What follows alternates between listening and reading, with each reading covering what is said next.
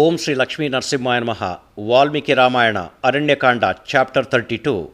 Shurpanakha approaches Ravana. Summary. The pomp and pageantry of Ravana is portrayed along with his idiosyncrasy and individuality, his trumps and victories, his jalousies and covetousness. Shurpanakha approaches him to inform of her fate at the hands of Lakshmana. Chapter 32 in detail. On seeing the 14,000 demons of heinous crimes, and even on seeing Trishara, Dushana, and even Kara, who are all exterminated by lone Rama, then Shurpanakha emitted a thunderous blare like a thundercloud. Highly agitated to witness the deed done by Rama, which deed is highly impossible for others, she hurried to Lanka ruled by Ravana. She saw Ravana, who is fulgent with his own radiance, seated with ministers at his nearby in the midst of a divine aircraft, Pushpaka, as with Indra, who will be sitting amidst wind gods. Seated similar to the sun in firmament on a supreme golden throne, which resembles a golden altar of fire, and he himself resembling the blazing ritual fire spurting out of it.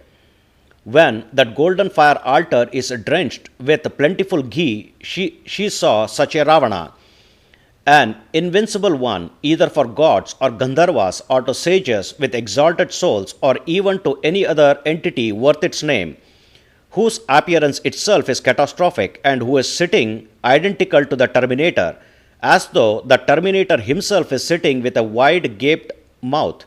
At such a Ravana Shurpanakha saw one who is severely bruised in several combats of gods and demons with the thunderbolts from the Vajra weapon of Indra, and one who is severely blotched on his chest with the prongs of the tusks of Airavata, the lordly elephant of Indra, gored his chest. At such a Ravana Shurpanakha saw one who has 20 arms, 10 faces, and a broad chest, and possessor of a regalia of Indra, like white parasol, white fanning instruments, color, and the like insignia, and at the brave one who is attributed with all of the kingly attributes Shurpanakha saw, mixed with the gleam of the lapis, a semi-precious stone gem studded in the ornaments, his glisten is alike the gem, while his ear knobs are made out of refined gold,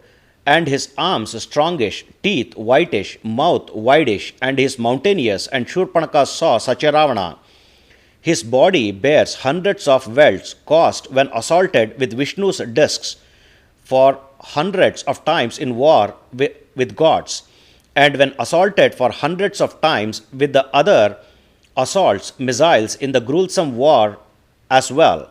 And Shurpanakha saw such a Ravana, likewise whose limbs are thrashed with thrashing missilery of all gods, whereby his body and soul have become harsh.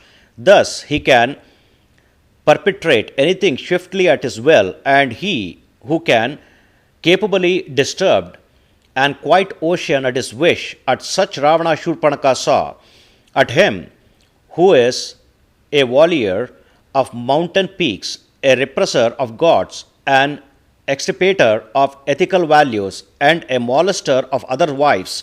Shurpanakha saw he who is a marksman of every divine missile, and an ever interdictor of Vedic rituals, and who, on going to the city named Bhogavati, the capital of Nagas, and on defeating Vasuki, the king of serpents, has abducted the dear wife of Taksha on molesting her. And Shurpanakha saw such a molester of other wives.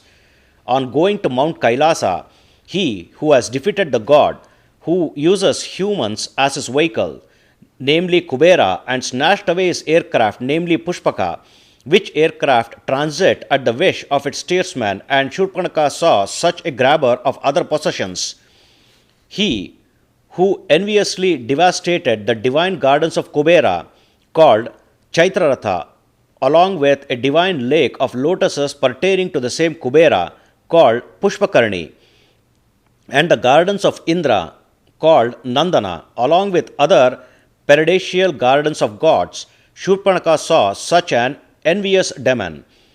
Shurpanakha saw him who is similar to the pinnacle of a mountain and who, with his two hands, forestalls the highly propitious ones, a stifler of their enemies, namely the sun and moon, when they tend to rise. That courageous one who in earlier times has practiced asceticism for 10,000 years in a great forest, and who, on accomplishing it, has dedicated 10 of his heads to the self created Brahma, she saw such a Ravana with such 10 heads, whereby to whom there is an indemnity against death in war at the hands of gods, demons, Gandharvas, devils, birds, or reptiles, excepting humans, and Shurpanakha saw such an unimperiled Ravana, he who is an extremely altruist that expropriate the soma juice oblation form the vessels of oblation in Vedic rituals, while soma juice oblation is blessed with Vedic hymns and kept separately by Vedic Brahmanas, since it is intended and shall belong to Indra and other divinities. And she saw such a plunderer, he who is such an embellisher of the Vedic ritual at the time of their culmination, a malicious one and one with cruel acts, a hinderer of Vedic rituals, or the slayer of those Brahmanas that conducted Vedic rituals contrary to his wishes, and one who is heartless and a rampant demon who is delighter in the iniquity to the people. At him Shurpanakha saw. She, the demoness Shurpanakha, saw his brother, who makes all beings to wail, an alarming one to all the world, an atrocious one and highly formidable Ravana, and at him who is conspicuously sitting on a throne, attired and bejewelled in excellent apparels and jewels, shining forth with marvelous garlands, and who is like the ultimate time on the rise, destined for the eventual time. Demoness Shurpanakha nearing Ravana, who is the highly fortunate king of demons, an enemy destroyer, and a felicity of the dynasty of sage Pulashta, and who is now surrounded by his ministers, she spoke this sentence. She, who is disfigured by the high-souled Lakshmana, and who is still perplexed with the fear of Lakshmana and her own craving for Rama as well, on displaying her misfortune to everybody, that fearless rover Shurpanakha spoke this very caustic sentence to Ravana, whose eyes are broad and burning.